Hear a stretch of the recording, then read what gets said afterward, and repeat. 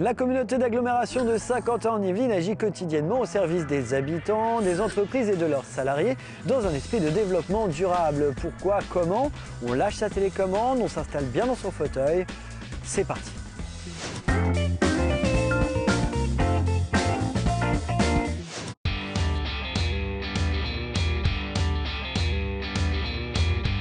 Du lever au coucher, les Saint-Quentinois profitent des services de la communauté d'agglomération dont les champs de compétences et les missions sont vastes. Et là, vous voulez en savoir plus et vous avez bien raison.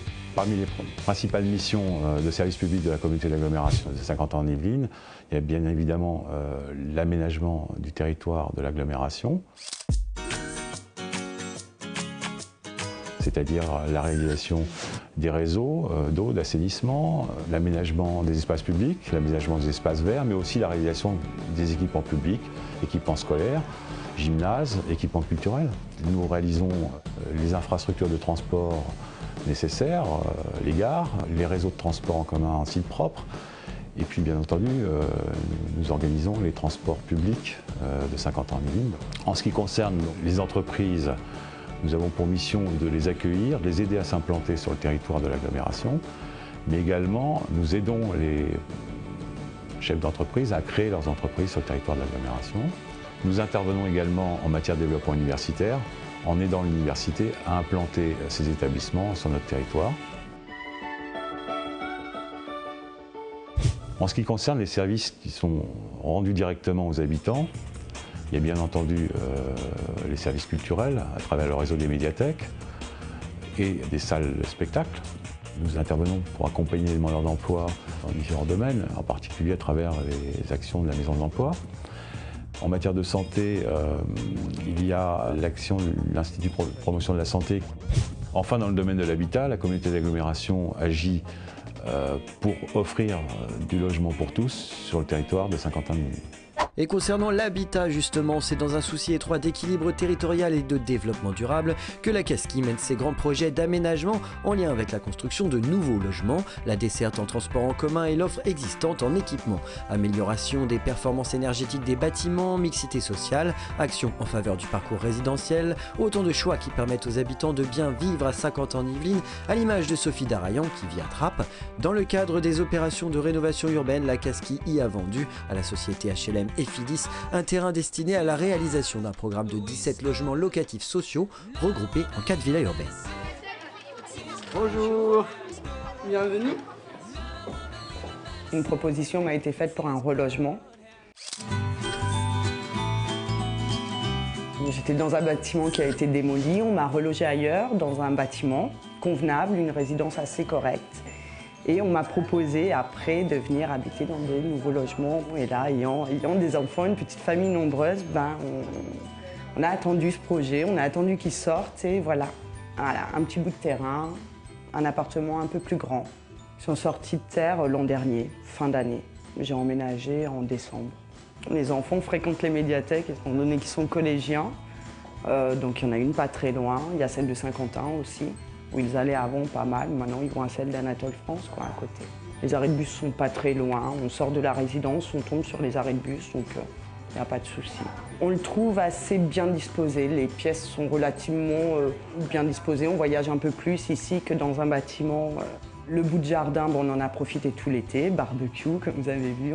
C'est très, très bien aménagé. On vit mieux.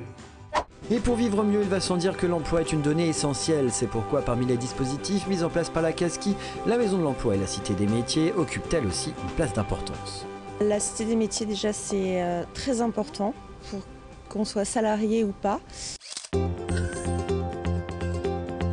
C'est une source d'information énorme et les ateliers nous apportent ce qui se passe sur le marché du travail actuellement. Là, l'atelier portait sur comment convaincre en entretien. Et les codes ont changé, donc il est bon de les renouveler et de s'imprégner de ces codes pour avoir le meilleur entretien possible et décrocher le job. Si vous n'avez pas le moral, vous venez.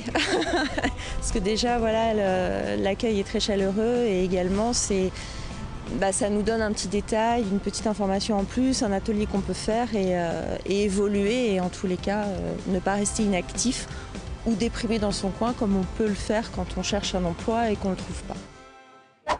Les services publics, la qualité des services publics à Saint-Quentin-en-Yvelines, c'est le premier facteur d'attractivité de notre territoire.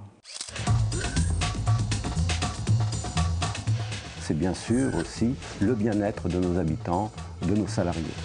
L'argent public bien géré, comme à Saint-Quentin-en-Yvelines, c'est d'abord de la dépense au service de l'emploi, des services à la personne, dans le bâtiment. C'est donc un facteur très important de croissance pour notre pays aujourd'hui. Et oui, le développement durable, c'est aussi assurer le bien-être des habitants dans les différents aspects de leur vie quotidienne. Mais c'est également s'occuper des personnes en perte d'autonomie ou se pencher sur des solutions d'avenir pour la cité de demain, comme nous allons le voir dans nos actus du mois.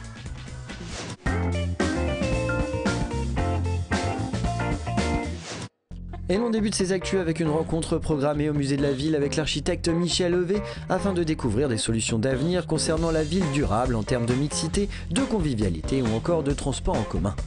Et direction maintenant le Mérentais à Manille-les-Hameaux où Géant Handicap pilote un projet financé par 3 caisses de prévoyance de Malakoff-Médéric et accompagné par la direction des espaces verts de la Casquie. Il s'agit d'un jardin pédagogique destiné aux personnes en situation de handicap psychique ou mental, accompagné par l'accueil de jour handicap. Ici, on renoue avec la terre, on se détend, on intègre des notions de plaisir et des repères temporels. Et l'on passe du jardin à la maison puisque grâce aux résultats de la thermographie aérienne menée par la communauté d'agglomération, l'agence locale de l'énergie et du climat de Saint-Quentin-en-Yvelines peut vous dire si votre logement est bien isolé. Rendez-vous le 6 octobre à l'espace Saint-Quentin, les 18 et 19 octobre à la maison de l'environnement et tous les jours à la LEC. Et pour finir, zoom sur le système Bicicode mis en place par la Fédération française des usagers de la bicyclette. Il s'agit de graver une série de chiffres sur votre vélo et de référencer vos coordonnées afin de vous permettre de le récupérer en cas de perte ou de vol. 120 vélos de Saint-Quentinois issus des 7 communes ont ainsi été gravés gratuitement depuis le 1er avril au poste de police de Guyancourt. Un dossier que vous pouvez retrouver dans le cahier Bien Vivre du Petit Quentin du mois d'octobre, ainsi qu'une interview du chanteur Sanseverino et un article sur les liens entre sport et science. Mais pour l'heure, on retrouve tous nos rendez-vous culturels du moment avec le kiosque.